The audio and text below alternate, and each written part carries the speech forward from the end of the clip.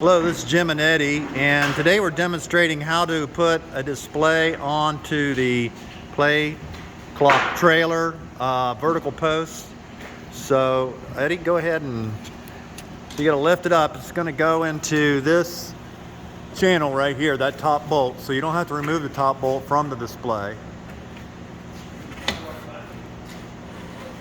And this is going on the opposite side of the handle, the pull down handle. And then this bolt goes into that lower hole with this washer, obviously.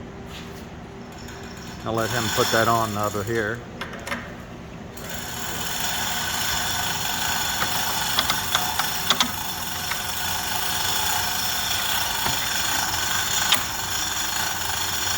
Put the bolt on it, put the nut washer. And just like that, and then tighten it down. That's it. Thank you.